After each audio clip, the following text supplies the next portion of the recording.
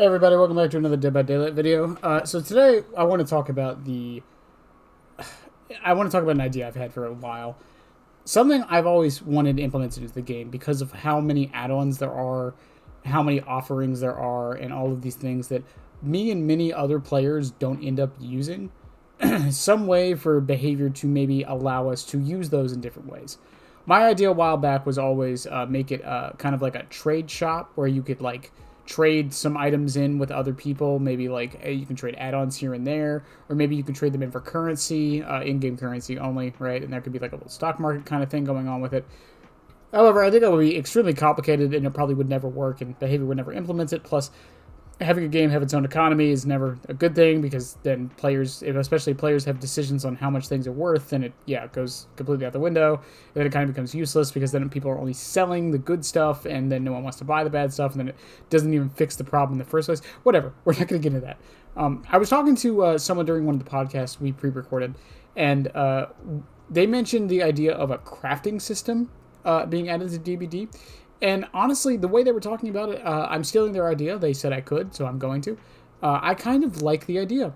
And here's basically how I think it would be nice to have it implemented. So the way they were explaining it was every add-on or offering has a rarity associated with it. So you got your browns, your yellows, your greens, purples, and then reds.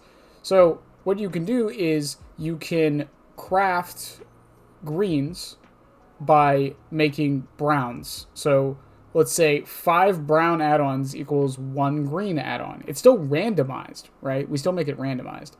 And then 5 greens is a yellow, 5 yellows is a purple, and 5 purples is an Eerie. Now, this would work for both survivor side and killer side, I feel. And you could do the same thing with offerings to a degree. I don't exactly know how that would work out. I think offerings are not so much of a non-issue, but as a killer main, I very rarely use any of my map offerings, so I let that sink in for what it is. And a lot of people really don't use too many offerings other than BP and maps, so I don't know what they can really do with the other offerings. I still say let us just cash them in for shards or something. I really think that would be the easiest way to do it, but it is what it is. But my thing with the crafting system, why I like it, is because it's kind of like exponentially growing your wealth, and it also kind of gives you more choice into what you want. If a killer is really good with, or has some really good browns, or some browns that kind of make them more usable, like Ghostface or Twins, then the crafting system really doesn't do much for you. But you can take some of those more useless add-ons in the brown section and try to make them the better green ones. If a killer has Eries that aren't that great, then you don't even have to go that high to get them. My other implementation for this that I wanted to add in here was adding more of a function to the emblem system. So right now the way the emblem system works is once you hit Eerie 1 or Grade 1 in the with the emblem system, there's really no reason to keep going for the pips. You're going to stay at 1 until the 13th during the reset. So my suggestion was maybe have it so there's materials associated with each of the emblems on both sides that could be used in the crafting system. For example, Gatekeeper could be some kind of material that allows you to maybe pick and choose exactly which add-ons you want instead of having it randomized.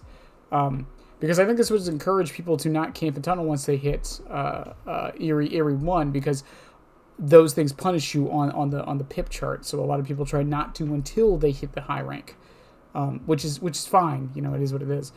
Same with Survivor, and then with Killers, or with both sides, because there's also one for game time. Because if you win the game too fast on either side, you actually depip sometimes because of how it's set up. It's really stupid, but it is what it is.